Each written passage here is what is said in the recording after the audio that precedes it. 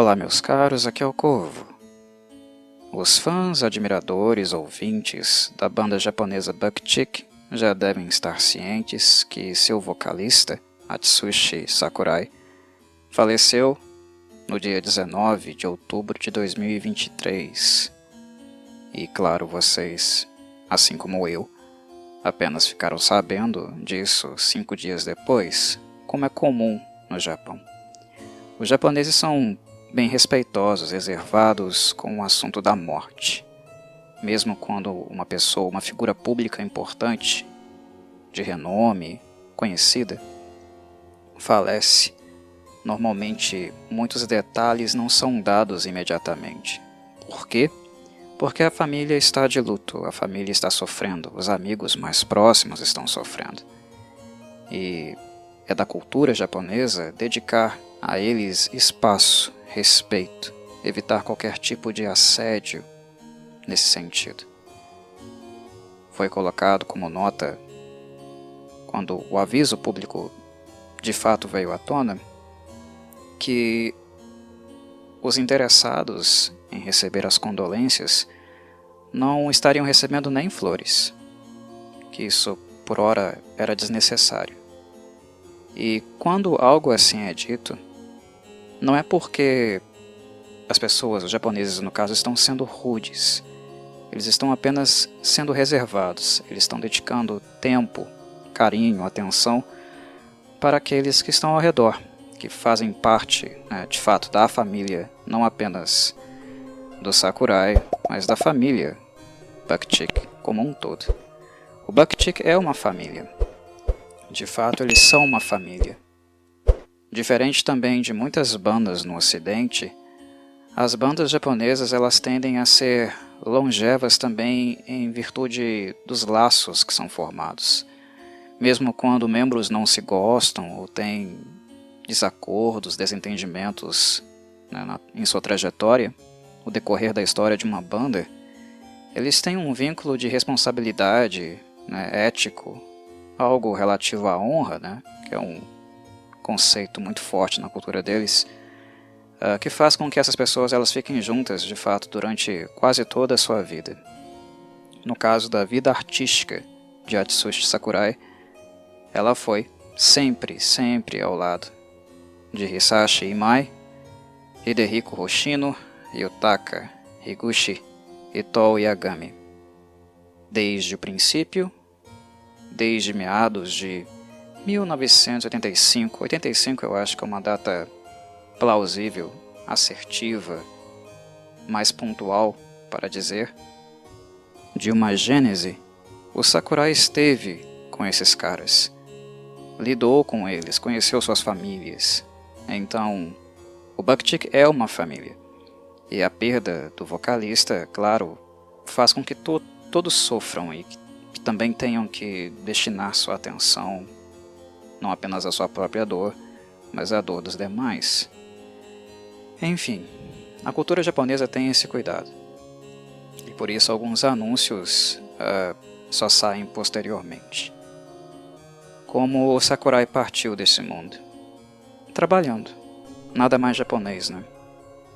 É irônico, é amargo, mas é um tipo de coisa que acontece com bastante frequência também na cultura deles.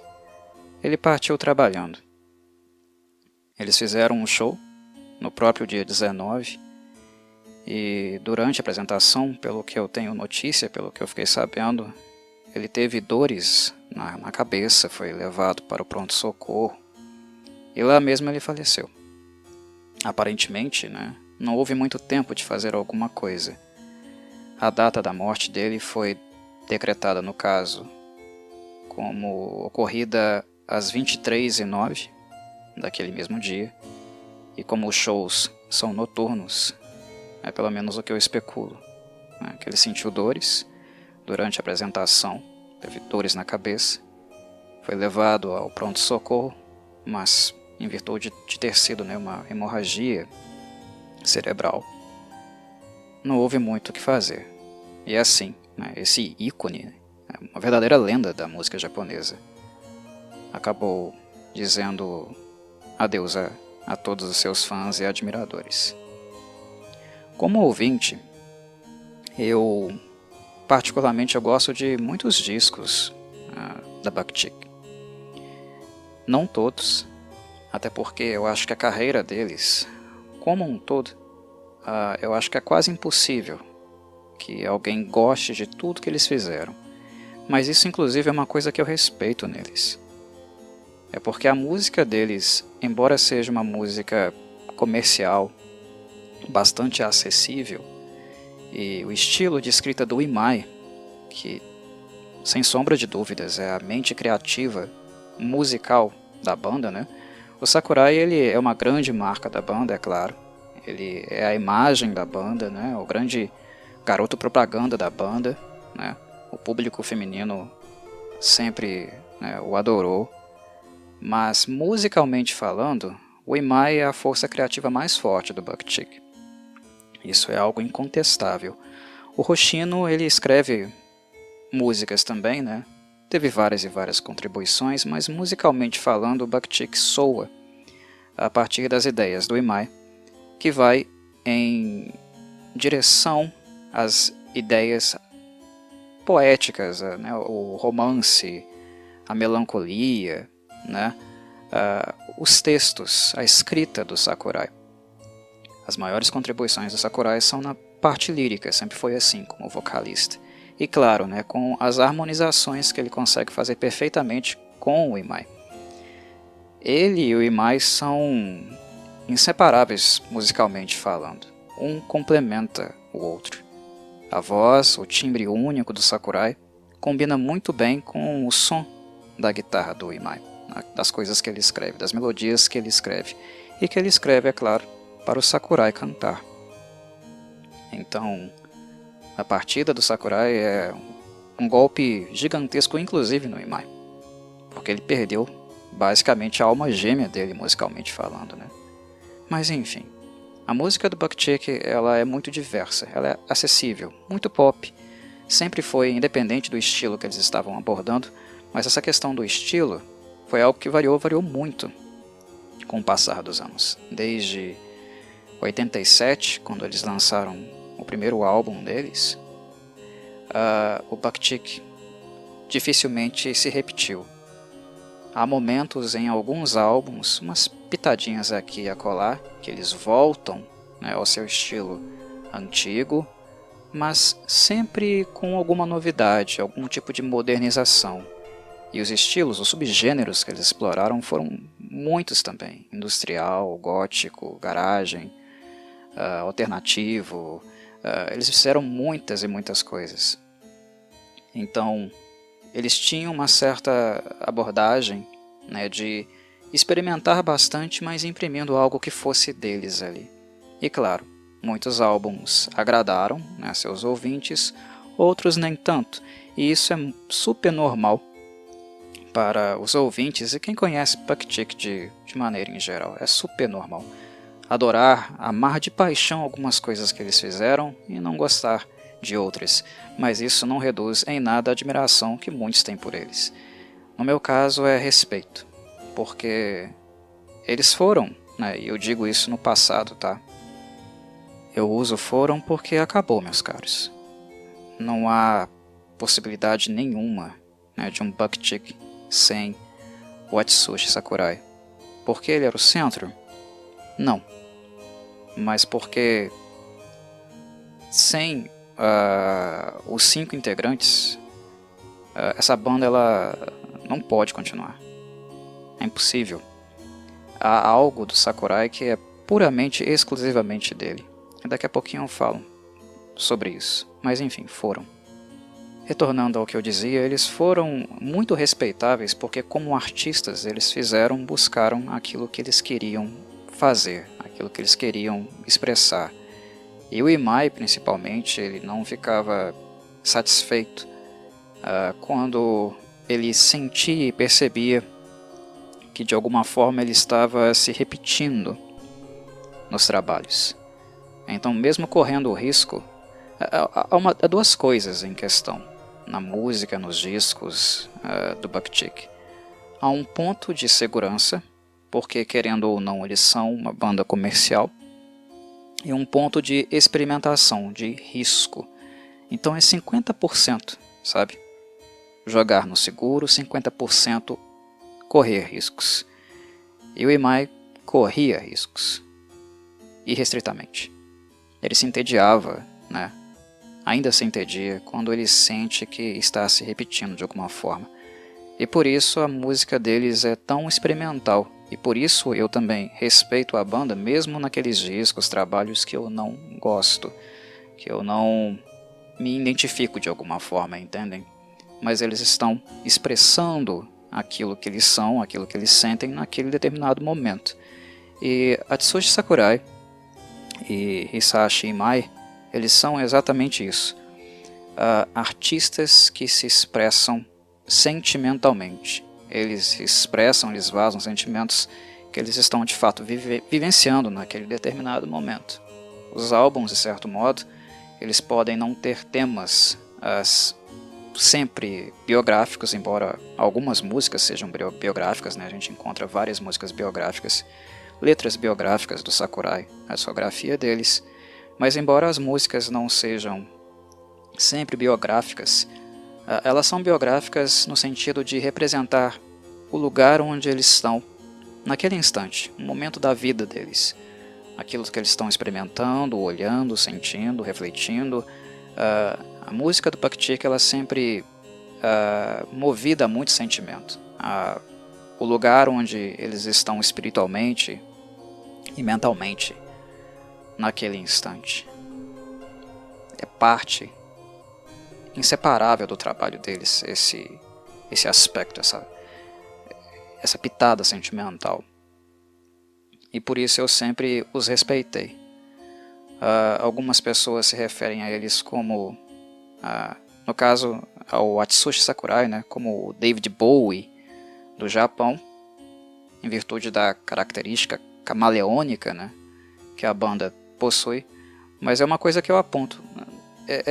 Eu entendo essa colocação, eu entendo essa relação, né? Mas ela não é assim totalmente assertiva. É parcialmente correta, parcialmente incorreta. O Bowie era muito o Bowie, né? O artista, o showman, o camaleão. E aqui no caso da Buck-Chick, a banda como um todo é camaleônica. Eles são camaleões no plural. Eles são um camaleão que trabalham, né, com 5 cores diferentes. 2 cores são mais, né, sobressalentes, mais fortes. A do Sakurai e a do Imai. Liricamente falando, musicalmente falando. Essas 2 cores, né, que é uma cor que são várias também, porque eles têm, como todos nós, né, eles têm momentos diferentes na vida, né, momentos mais alegres, momentos mais melancólicos. Eles transitaram também, tiveram suas instabilidades. Enfim, mas as 2 cores, as cores que eles estão radiando em determinado momento, são as mais fortes da banda. Mas a banda inteira é um camaleão. A banda inteira muta. Fez isso a cada novo álbum, né? Buck-Chick é tida como uma das principais arquitetas do movimento artístico conhecido como Visual Kei, né, ao lado de X-Japan, Luna Sea, entre outras. Mas também embora esse reconhecimento, né, esse apontamento seja correto, é impossível também deixar a Buck-Chick apenas dentro, né, do gênero artístico do movimento Visual Kei, porque eles mudaram demais. Muitas bandas ficaram apenas no Visual Kei. O Buck-Chick esteve lá. O Buck-Chick contribuiu, né, para a ascensão daquele movimento cultural nos anos 80. Mas saiu, foi para outra coisa, e depois foi para outra coisa, e nunca parou de mudar, nunca parou de mutar. E eles mutam pluralmente em 5, onde o Sakurai e o Imai são as 2 forças, de fato, as 2 cores mais sobressalentes. E quando o Sakurai morre, não dá mais para a paleta de cores, né, as imagens, a arte que ao mesmo tempo, né, teatral, plástica e não apenas musical da Buck-Cheek, ela é impossível de ser retratada do mesmo jeito novamente. E eu falo isso tanto no sentido das ideias, das experiências de vida, né, no modo como artisticamente o Sakurai expressava isso, mas também em virtude do timbre vocal dele, que é muito único, muito único. Tecnicamente falando, o Sakurai ele não é assim habilidoso, virtuoso com a sua voz, mas ele como intérprete é simplesmente genial. Ele é impressionante como intérprete. A capacidade de expressão dele, né, com suas letras, com suas melodias vocais e o seu timbre que é muito característico, não tem como imitá-lo. O timbre de voz dele é muito único. Isso é uma parte que é impossível de substituir. E eu nem creio que seja a intenção dos demais fazer isso, não faz sentido. É um membro de uma família que partiu, né? E o que é especial de fato na Buck-Cheek é a família como um todo. Enfim, acabou. Quando eu fiquei sabendo, eu fiquei triste. Não porque eu sou um fã, né, assim, assíduo, completamente obcecado, né, não porque Buck-Cheek foi a banda da minha vida, da história da minha vida. Como eu falei, eu tenho muitos discos, tem muitos discos da discografia, da longa discografia deles que eu gosto, escuto aqui e acolá, quando eu quero algo mais acessível, mais comercial, né, um pouco mais orientado para um rock tradicional, mais direto, ou algo mais festivo. Quando eu quero uma música mais acessível dentro da cena japonesa, normalmente eu revisito algum disco deles. E eu faço isso tanto com discos antigos, como também alguns da fase mais recente. O Razzle Dazzle, por exemplo, que foi um disco que marcou, né, uma época. E também o disco que eu vou falar aqui hoje, que é o Memento Mori. Vou comentar ele daqui a pouquinho. Estou me alongando porque, enfim, é um momento histórico importante. Eu preciso falar, dar um pouquinho de contexto, um pouquinho de sentido para minhas palavras, para o momento, porque isso também vai permear aquilo que eu vou dizer, né, aquilo que eu vou me referir quando eu estiver falando do álbum e as suas composições. Eu fiquei triste, enfim, fiquei triste, não porque, nossa, perdi um músico favorito, né, um grande ícone da minha vida, uma grande inspiração, embora ele seja muito importante para vários artistas do Japão e fora dele. Sakurai foi um artista fantástico. Mas eu fiquei triste porque uma parte da história da música morreu. Simples assim.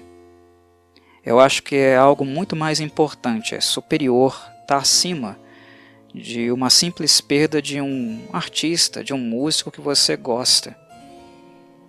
Quando Atsushi Sakurai morre uma parte fundamental, importantíssima da história da música japonesa. Ele foi influente assim. Ele foi impactante assim. É parte da história da música japonesa que morre com ele. É algo no sentido de uma perda, digamos, de um Jimi Hendrix na história da guitarra. Claro que eu não estou comparando os dois. Eu estou avaliando a questão historicamente. Qual o impacto que o Jimi Hendrix teve para a guitarra? Gigantesco. Ele foi um revolucionário da guitarra. Como artista, como vocalista, como intérprete, como alguém, né, que definiu um estilo visual, estético. O que é o Sakurai para o Japão? É algo nesse sentido. Ele é um pioneiro de algo, né? Ele é um precursor de algo. Então, quando alguém assim morre, né, um Jimi Hendrix, um John Bonham, um Ed Van Halen, um Ronnie James Dio, e muitos outros, né? Um John Lord. Quando alguém assim morre, é um golpe muito duro, porque é uma perda para aqueles que não apenas apreciam e gostam de música, né, mas têm uma visão histórica da música. É um golpe muito duro, porque são pessoas que foram arquitetas, que fizeram parte da construção da história de alguma coisa. E o Sakurai é isso para a música japonesa, para o Visual Kei e para além do Visual Kei. Ele é uma referência. Então, mesmo que a pessoa não goste muito do trabalho, mesmo que a pessoa não se identifique com o trabalho, que definitivamente não é o meu caso. Repito, eu gosto de muita coisa da Buckchick. Eu só não gosto de tudo, mas eu gosto de muita coisa que eles fizeram.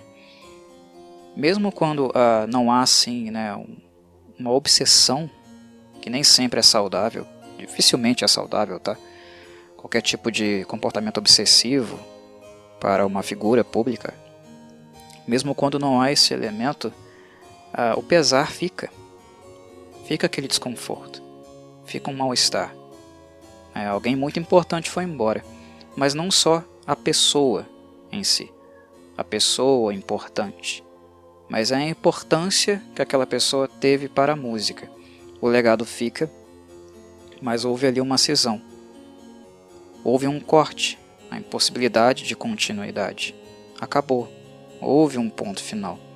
E a morte em si é isso, né? A vida em si, ela é eterna até o dia que ela deixa de ser. Nós não sabemos quando vamos morrer, não temos certeza do momento, mas sabemos que ele virá, que algum dia ele virá. E ele vem e coloca um ponto final. Fica o legado, fica o trabalho, que viverá, vai continuar vivendo na memória daqueles que conhecem, vivenciaram, experimentaram, atrelaram essa arte de alguma forma às suas próprias vidas. Enquanto as músicas tocarem, enquanto as pessoas cantarem, ouvirem, a história continua, o legado continua. Mas a continuidade desse legado, nunca mais. Então, o pesar bate. Inevitavelmente ele bate. E eu fiquei triste quando eu soube. Eu soube logo pela manhã do dia 24. Abri as minhas redes, vi que o nome dele estava nos Trending Topics e fui saber o que estava acontecendo. Porque é bem comum, né, o nome de alguém estar, um artista japonês, de maneira em geral, estar nos Trending Topics. E aí eu descobri lendo, né, mas depois verificando o comunicado, né, a nota oficial que a banda emitiu. Com a tristeza veio também uma certa convicção. Eu sabia exatamente para onde eu tinha que ir. A primeira coisa que eu fiz após isso foi visitar esse álbum aqui, Memento Mori, de 2009. Eu não tive nem dúvida de que aquilo que eu precisava naquele momento era ouvir esse álbum aqui. E por isso que eu estou gravando, é por isso que eu estou compartilhando, porque eu acho que talvez para aqueles que amaram, ainda amam, né, são fascinados com a obra, com o trabalho do Sakurai, eu acho que talvez esse álbum aqui seja aquele que pode, não é uma certeza, mas talvez possa dar a vocês um pouquinho de conforto. Nem sempre os ouvintes, os apreciadores do trabalho de um artista têm a possibilidade de, dentro da obra do mesmo, encontrar algum tipo de reflexão, algum tipo de meditação acerca da temática da morte. Mas a Buckchick tem isso. E esse pedacinho, né, de reflexão, de contato com a morte, eu não vou dizer que existe apenas em Memento Mori. Até porque vislumbrar a morte, pensar sobre isso, refletir sobre isso, sentir as dores, né, de alguém que partiu, né, ou de um relacionamento que terminou. O Sakurai ele sempre falou muito sobre isso nas músicas dele, né? Várias e várias canções que ele escreveu, letras, tocam nessa questão da cisão, da separação, do fim de algo, ou da perspectiva do fim, né? Daquele sofrimento antes da hora.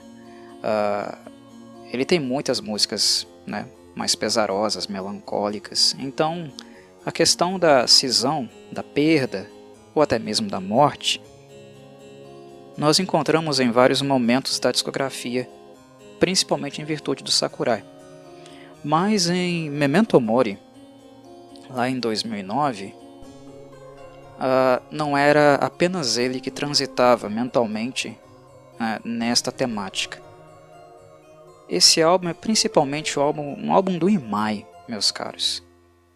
Era o Imai que estava vivenciando, lidando com essa temática até de maneira mais intensa, embora o Sakurai também estivesse, mesmo que não haja de fato uma confirmação, né, fatídica disso. E talvez seja oportuno da minha parte dizer porquê. Bem, Memento Mori é principalmente um álbum do Imai. Ele estava lidando com a sua finitude naquele momento e o Sakurai estava deprimido naquela época. O Atsushi Sakurai ele estava passando por um momento bem delicado naquela época. Ele falou isso em algumas entrevistas que ele deu. Mentalmente ele estava, né, em uma das suas batalhas, em um dos seus conflitos emocionais.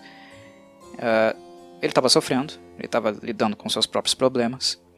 Ele não expôs isso publicamente, ele não falou isso abertamente daquilo que o estava, né, machucando, o afetando naquela época.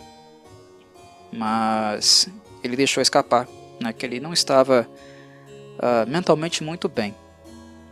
E que, de certo modo, o trabalho artístico feito com o álbum ele utilizou como um espaço para tirar alguma coisa positiva daquelas experiências. Na dor e no sofrimento, ele fez um exercício de colocar um pouco de positividade nas músicas que nós encontramos aqui nesse álbum, pelo menos nas letras que ele escreveu, né? O Imai escreveu 5 letras e escreveu 12 músicas. 12 músicas são do Imai, 13 do Hoshino, né? Totalizando aí 15 faixas, mas o Imai também escreveu 5 letras. As demais foram todas letras do Sakurai. No conteúdo ele tentou, e até de certo modo conseguiu, impedir que grande parte do seu sofrimento vazasse nessas músicas aqui, porque ele queria lidar com a questão da finitude, da morte, de uma maneira mais positiva, né? Mas o Imai também estava fazendo esse movimento, e de certo modo o Imai e o Sakurai se encontraram em um momento da vida, né, onde a morte bateu não na porta deles, mas na porta de pessoas que eles tinham, né, de certo modo, carinho. O Imai ele descobriu em 2008 que um amigo muito próximo dele da infância tinha sido diagnosticado com câncer. E que era um quadro muito severo, muito grave, e que os médicos não tinham dado muito tempo de vida para esse amigo dele. E isso mexeu. Mexeu e foi a força motriz, né? O que de fato fez o Imai pensar musicalmente, também conceitualmente, até mesmo filosoficamente, em um álbum com esse nome. Memento Mori, né? Esse convite em latim para lembrarmos da morte, que o nosso momento virá, é algo muito comum em obras artísticas. E aqui foi o momento onde esse convite foi feito aos próprios membros da Buckchick. Porém, no caso do Sakurai, embora ele não tivesse dito isso publicamente, naquela mesma época o irmão dele também foi diagnosticado com câncer. Mas ao contrário, né, do amigo do Imai, o irmão dele sobreviveu. Mas querendo ou não, é um familiar, né? Isso afeta a pessoa, afeta aqueles que gostam, que se relacionam, né? Quando alguém adoece muito gravemente, de maneira crônica, né, a doença em si, quem se adoenta não é apenas a pessoa que é alvo da patologia, mas todo mundo que se importa, todo mundo que está ao redor, e principalmente aqueles que cuidam. Todos são afetados, todos são sensibilizados. E embora o Sakurai não tenha dito isso, né, em entrevista, pelo menos eu não me lembro de ter lido isso, eu descobri isso só anos depois. Talvez tenha sido, né, o adoecer do irmão que tenha deixado ele bem abatido na época em questão. Mas de certo modo ele tentou não deixar esse sofrimento vazar nas músicas. E do mesmo modo agiu o Imai. Por quê? Porque eles escolheram lidar com a morte de uma maneira diferente. Nós olhamos para a capa do álbum, né, vislumbramos um crânio. Memento Mori, né, o título escrito em uma faixa colorida, de algumas cores, né, vermelho, laranja e amarelo. E o próprio nome é um nome chamativo, um nome forte para que nós tenhamos talvez a sensação, né, o primeiro juízo, o que nos vem a princípio à mente é: nossa, esse vai ser um álbum pesaroso, vai ser um álbum macabro, dolorido, que talvez vá de encontro, né, com aquele estilo, com aquelas músicas mais pesarosas do Buck-Chick, do passado do Buck-Chick, das músicas da juventude deles, né, principalmente da juventude do Sakurai. É um preconceito, né? A gente olha para esse álbum, para a capa dele e acha: esse álbum vai ser macabro, ou ele vai ser pesaroso, ele vai ser um álbum enlutado, dark. Muito pelo contrário. Na verdade, esse álbum é extremamente positivo. Ele exala positividade em tudo que é lugar. Não apenas musicalmente, mas também liricamente, embora haja uma pitadinha dark aqui e acolá, que o Sakurai não deixa de colocar, né? Por exemplo, na faixa de abertura, Makanayoro Bloody, aquelas coisinhas gotiquinhas dele, né?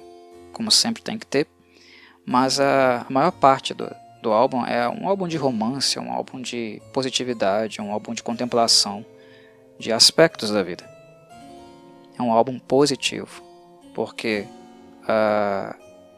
o que a experiência, principalmente do Imai,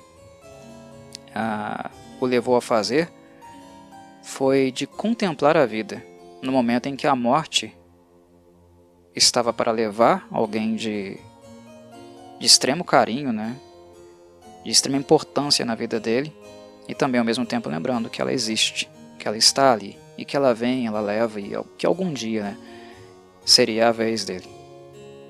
Foi a forma como o Imai, depois do Sakurai, e os outros membros da banda decidiram abordar a morte nesse álbum aqui. Ele é um álbum que lembra da morte, mas lembra da morte para olhar para a vida. Quando nós olhamos para a finitude, quando nós vislumbramos a finitude e pensamos sobre a morte, nós fazemos isso em vida. Fazemos isso porque estamos vivos. E ao lembrar da finitude, nós contemplamos principalmente elementos da vida. Aquilo que nós fizemos, aquilo que fizeram de nós, aquilo que nós ainda queremos fazer, aquilo que ainda queremos experimentar, aquilo que conhecemos. Pensamos sobre aquilo que talvez não tenhamos tido contato ou nem saibamos que exista. É uma contemplação para a morte, mas é um olhar para voltar, um olhar para o fim, para o ponto final, e uma descoberta, né, uma meditação, uma constatação de que ainda não chegamos neste ponto. É claro que contemplar a morte pode ser, com razão, né, muito ardoroso, muito sofrido para algumas pessoas. É difícil lidar com esse tema, né? Muitas pessoas não têm muita facilidade com isso, temem pela sua finitude. Há pessoas que são mais bem resolvidas com essa temática, outras não, e tudo bem, tá? É normal, tá tudo certo. Mas o movimento musical conceitual de Memento Mori, ele é confortante. Por quê? Né? Ele trouxe alento, ele traz de fato alento. Não apenas para mim, mas talvez para outras pessoas que vão ouvir esse álbum, né? Nesse momento difícil da perda do Sakurai. Por que ele traz um certo alento? Porque musicalmente, artisticamente, o movimento que ele faz não é de lembrar da morte e passar a desesperadamente, de maneira muito ansiosa, correr com a vida, para talvez fazer tudo o que se quer fazer, ou realizar tudo o que se quer fazer antes que a hora fatídica, né, aquele ponto final, aquele momento final chegue. Não é essa a atitude desse álbum. Esse movimento ansioso de querer realizar tudo, de viver tudo o que se quer, é algo que não traz alento, é algo que traz sofrimento. Porque é fazer, né, o que se quer, é viver o que se quer, correndo, sem experimentar, sem degustar profundamente, porque a morte está em primeiro plano. É porque a morte está ali que se quer fazer tudo correndo. Então a morte é que tem um assento. Faço um monte de coisas porque estou com medo de morrer, ou porque temo a minha morte, e por isso tenho pressa. Isso causa angústia, isso causa ansiedade, isso causa sofrimento. É um experimentar da vida e das coisas motivado pela promessa, pela certeza da morte. E assim a morte está mais colada nessas atividades, e não tanto assim a vida. A postura de Memento Mori desse álbum, desse trabalho artístico, é a inversa. Ele não é um álbum conceitual. Talvez o título pesado, né, pudesse dar essa sensação de que ele seria um álbum conceitual. Mas quando nós começamos a passar pelas faixas, faixa por faixa, nós descobrimos que cada uma é um personagem à parte. Cada uma é um recorte específico da vida. O que o Imai fez, e o que o Sakurai fez também, liricamente, foi contemplar a existência da morte, que veio lembrar a eles que ela existe e está por perto. Isso na ameaça, né, da perda de pessoas queridas. O Imai perdeu seu amigo. O Sakurai não perdeu o irmão, ele viveu. Mas ainda assim era uma incerteza, uma ameaça. Né? A morte se aproximou. E o que eles fizeram não foi correr com as coisas. Eles voltaram para a vida. E começaram a saborear a vida com um pouquinho mais de atenção, com um pouquinho mais de paciência.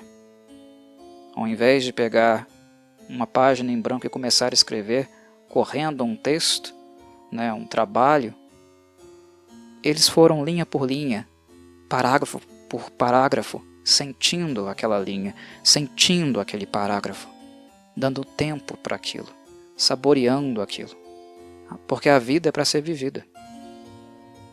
E o movimento de contemplação da morte serviu para eles para isso, para eles voltarem para a vida e viver essa vida com um pouquinho mais de qualidade.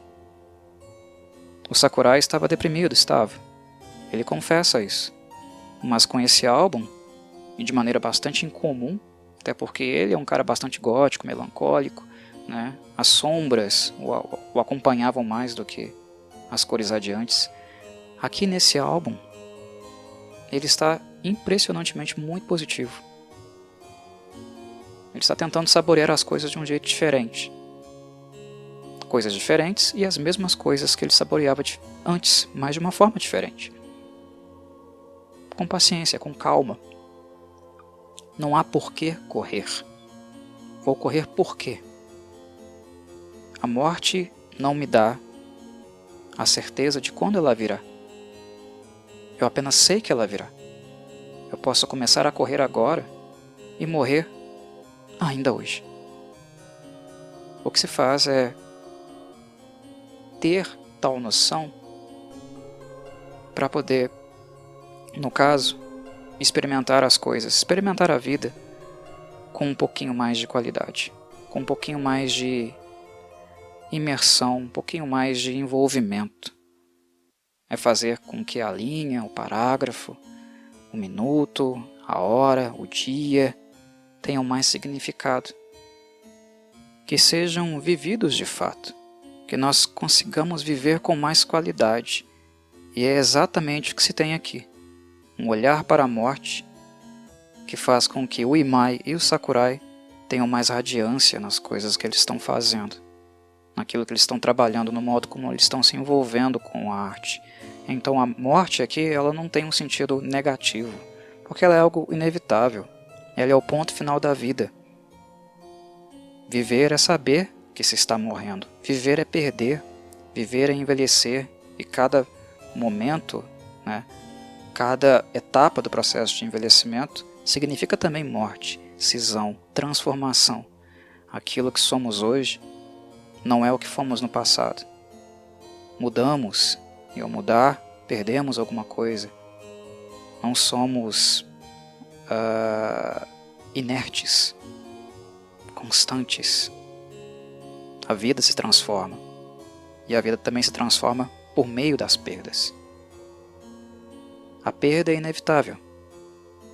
Mas, enquanto seres viventes, a única opção, de fato, que nos é dada é seguir em frente.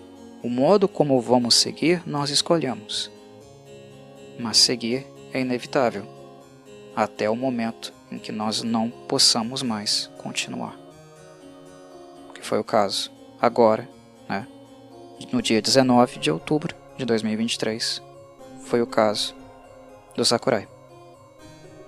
Até aquele momento, ele tinha a possibilidade, a escolha de ser autor, de continuar, se envolver, amar, se relacionar profundamente com aquilo que ele fazia. Memento Mori tem essa relação. E ao contrário do que se esperava com esse nome, com essa capa de álbum, com as artes que se vê, que se encontra no disco, é um álbum extremamente positivo. Um álbum também que marca, por exemplo, um reencontro. Ele também marca o retorno do Junichi Tanaka. O Junichi Tanaka é um produtor do Bucktick, que ficou muitos anos com eles, principalmente a partir da entrada deles na Victor, na gravadora. O Junichi ele tinha se ausentado da banda por 9 anos, até esse retorno aqui, o produtor. Ele trabalhou com alguns membros na carreira solo deles, mas, de fato, colocando a mão em um álbum do Bucktick, eu acho que ele não fazia nada com eles desde Cosmos. O Junichi Tanaka também volta. E volta com um frescor. Esse álbum é muito bem produzido. Musicalmente ele é muito, muito agradável, muito limpo também. Bom de ouvir. Até porque ele também foi masterizado por alguém de extrema categoria. Ele foi masterizado pelo Ian Cooper, que trabalhou com David Bowie, Iggy Pop, The Cure, Elton John, Kate Bush, Tina Turner e vários outros. Foi um dos últimos trabalhos, por sinal, do Ian Cooper. E por isso o álbum também soa tão bem assim. É um momento de reencontro, de revisita, de lembranças, de maneiras diferentes de abordar uma mesma temática, Enfim, é a isso que serve Memento Mori. É uma atitude para a vida e muito, muito positiva. E reforço, é sem pressa, sem desespero, é com qualidade, paciência, sentindo de fato o sabor das coisas. Cada faixa tem sua personalidade, sua característica. O álbum não é conceitual. Só que o caminho que levou ao encontro das temáticas, das melodias, partiu de um ponto em comum, que foi a morte. A morte motivou esse retorno. A morte motivou esse caminho que foi feito até as canções, tanto do ponto de vista musical, quanto do ponto de vista lírico. Só que esse retorno não foi um retorno desesperado. foi um retorno paciente, até um pouco resignado no sentido de a morte está aqui, está ameaçando levar pessoas que eu gosto, que eu amo. O que me resta a não ser viver inclusive esses meus sentimentos. Mas ao invés de me afogar na amargura, vou tentar tirar alguma coisa de positivo disso. A morte me lembra que eu estou vivo, e se eu estou vivo, eu vou tentar viver de uma forma digna, e que faça sentido para mim, que eu consiga ter um sabor desses meus momentos, daqueles momentos que eu ainda tenho para desfrutar. E é esse movimento, o movimento de Memento Mori, que é um álbum muito, muito bom. Fazia muito tempo, muitos anos que eu não ouvia ele, e eu não lembrava que ele era um álbum tão bom assim. Basicamente, a maior parte dele, né, é um álbum típico mesmo de garage rock, um rock alternativo, né? Eu acho que os dois termos são adequados, mas que não limitam, não descrevem toda a pluralidade que esse álbum possui. É tipicamente um álbum do Buckchick, né? Uma característica da banda. Eles costumam não se repetir, e eles não se repetem inclusive dentro de um mesmo álbum. Não são muitos momentos na discografia que nós podemos encontrar uma certa homogeneidade na música deles. E surpreendentemente esse álbum é muito, muito positivo.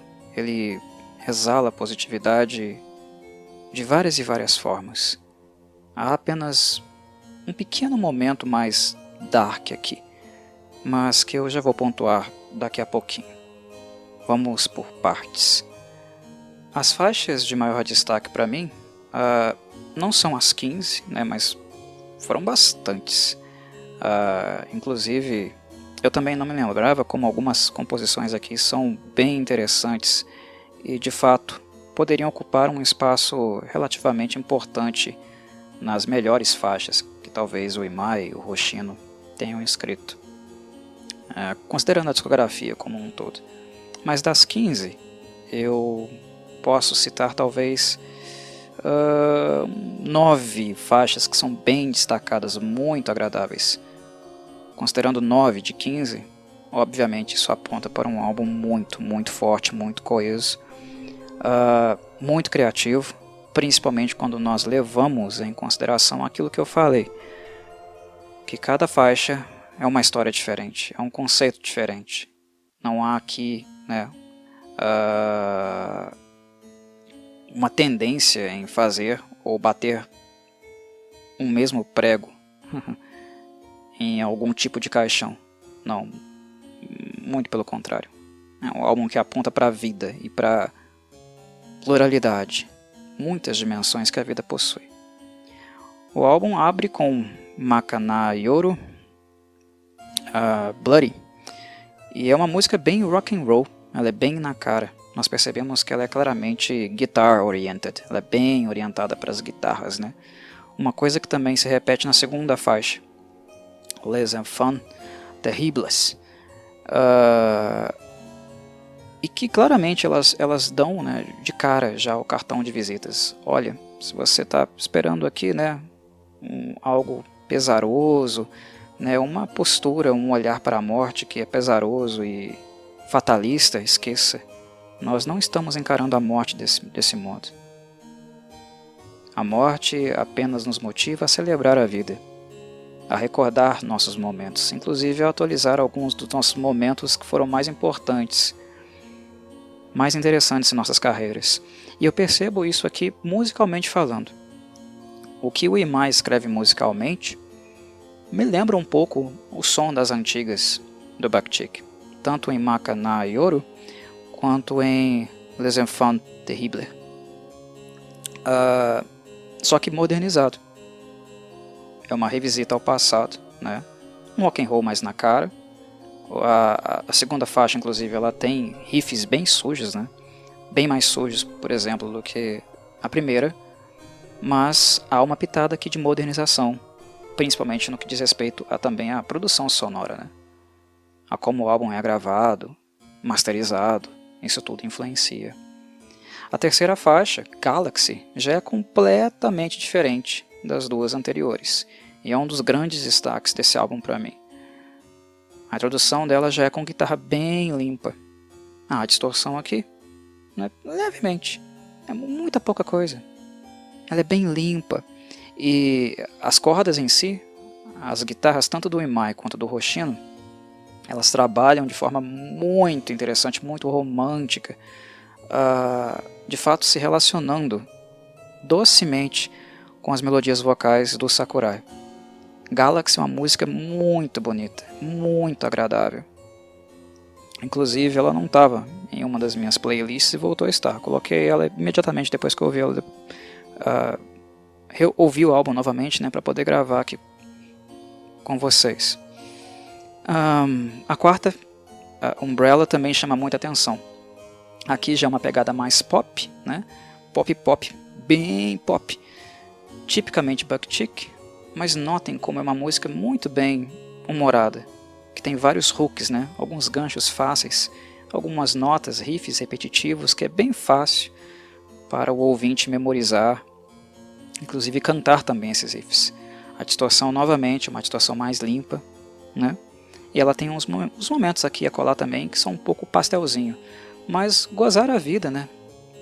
Também tem esses momentos. Um momento para algo mais bobo, descontraído, né? Que não se leva tanto a sério. Viver também é isso. Tem momentos nesse álbum aqui, vários momentos, que a música, a atenção musical, né? O que está sendo escrito, é bem direcionado com de fato com um certo esmero pelo Imai. Percebe-se, né, um certo compromisso dele com a estrutura da música. Isso também é parte da vida. Esses momentos de atenção, de responsabilidade, de foco. Mas há outros que ele está apenas celebrando com o Sakurai, né? Ou pelo menos tentando levar o Sakurai a celebrar um pouquinho. Até porque a Umbrella é dele, inteiramente dele, né? O Imai escreveu letra e música. E o Sakurai está aqui, festivo, gozando do momento, sem muitas resistências, resistindo, né, às intempéries, aos momentos difíceis que ele estava passando. Uma música muito pop, muito bem humorada. A sexta música, Coyote, já surpreende. Surpreende não totalmente porque é Buckchick, né, como eu falei. Eles são camaleônicos. Mas Coyote tem uma vibe western, né? O álbum é pop, muito pop, e o pop também ele entra os domínios dessa referência western, sendo representada aqui musicalmente de uma forma acústica, mas notem que musicalmente, mesmo sendo pop, é rico e diversificado.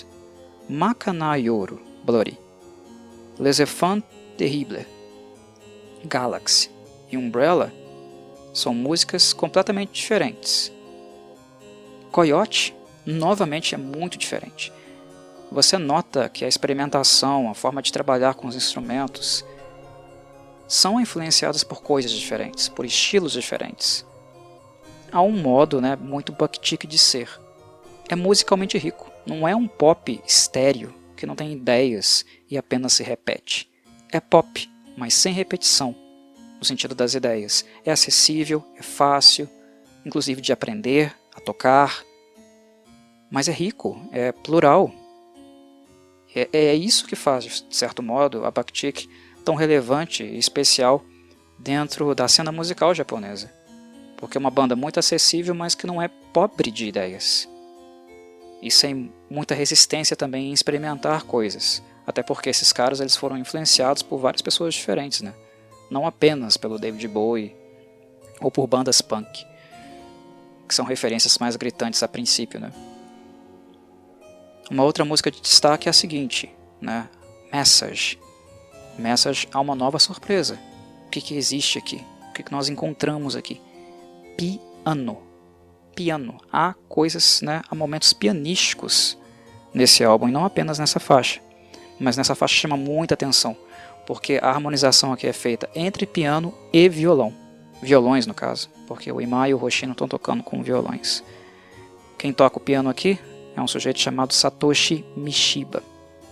É um terceiro, né, alguém que aparece para contribuir musicalmente e ajudá-los com uma faixa pianística. É uma balada melódica, é uma balada, tá? Onde o piano é um elemento novo. Novo musicalmente, uma novidade, uma interação diferente que a Bukchik faz com a música como um todo, né? A música enquanto possibilidade de expressão. Piano não é uma coisa muito frequente na discografia do Bukchik, e é por isso que surpreende um pouquinho. E a maneira como o violão acústico e o piano conversam é muito agradável mesmo. E tem uma linha aqui de guitarra elétrica também. A guitarra elétrica não está totalmente de fora da coisa, não. Só que ela é mais discreta. Ela está por baixo, uma linha de guitarra elétrica, né? Mas sempre com uma distorção limpa. Memento Mori não quer ser um álbum macabro.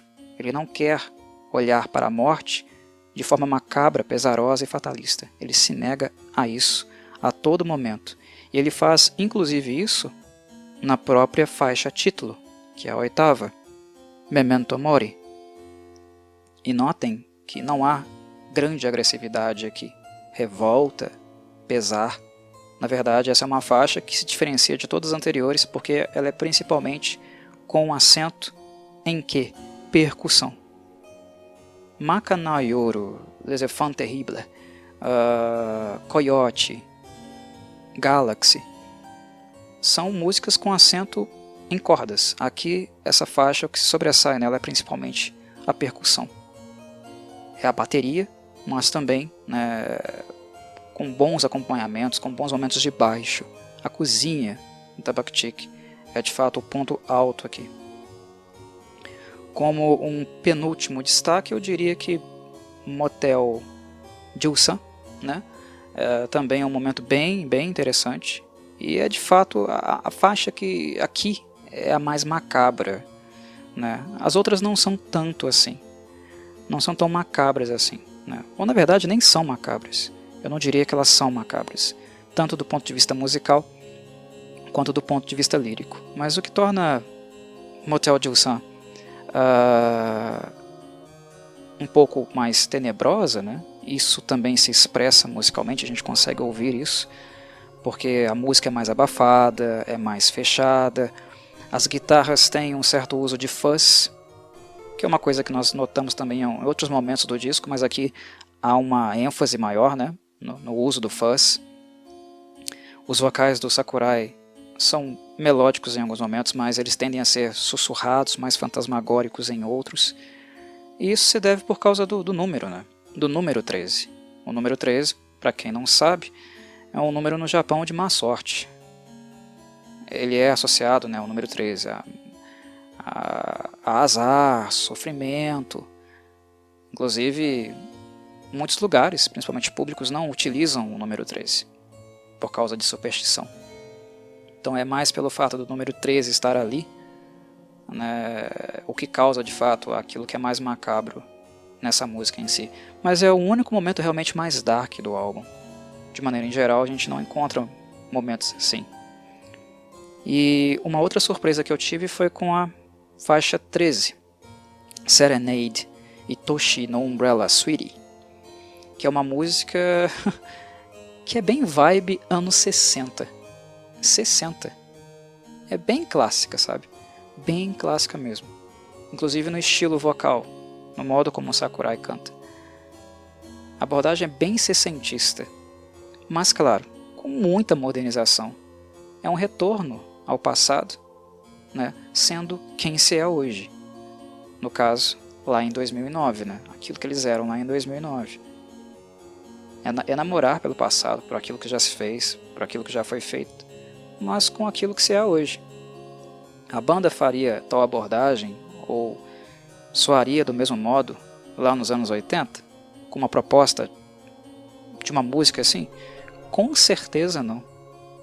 a maturidade, a experiência, as cicatrizes, né, as dores e sofrimentos, as felicidades, aquilo que é biográfico nesses caras, é o que faz, de fato, né, eles retornarem e abordarem tendências, estilos, estéticas do modo como eles abordam aqui. E novamente, né, é um trabalho puramente do Imai. Música e letra. Há muito Sakurai aqui, liricamente falando, mas de maneira em geral, é um álbum mais do Imai do que dele. Eu diria que está aí para entre 80% Imai e 20% Sakurai. Embora os 20% Sakurai, né, ainda é Sakurai. Ele deixa uma marca muito profunda em praticamente tudo que ele toca. Sempre foi assim, durante a carreira dele. Qualquer coisa que ele está envolvido, ele deixa uma marca muito profunda. A voz dele já é muito característica, né? E o Imai, mesmo sendo um álbum musicalmente onde ele estava muito inspirado e querendo construir, e se dedicou profundamente para esse álbum, a voz dele, né? O muso, aquele que vai expressar todas as suas ideias e sentimentos, é claro que é o Sakurai. Ele escreve por Sakurai. Escrevia, infelizmente. Agora não mais. Mas enfim, meus caros, meu retorno a Memento Mori é uma forma de prestar tributo a esse artista, mais do que vocalista, né? Esse artista muito importante na história da música japonesa, e também para lembrá-los que a própria banda, os próprios artistas, oferecem um lugar de alento, de conforto, para ajudá-los, né? Aqueles que são mais apaixonados e que estão sofrendo pela morte do artista. A própria banda oferece um lugar de conforto para vocês. Ela fez isso para vocês, né? Há muitos e muitos anos atrás. Esse álbum aqui. Retornem a ele. Talvez vocês se sintam um pouquinho melhor, um pouquinho mais confortados nesse momento triste, onde vocês perderam, né, alguém que foi muito inspirador, influente na vida musical de vocês. Um abraço a todos e saudações corvides.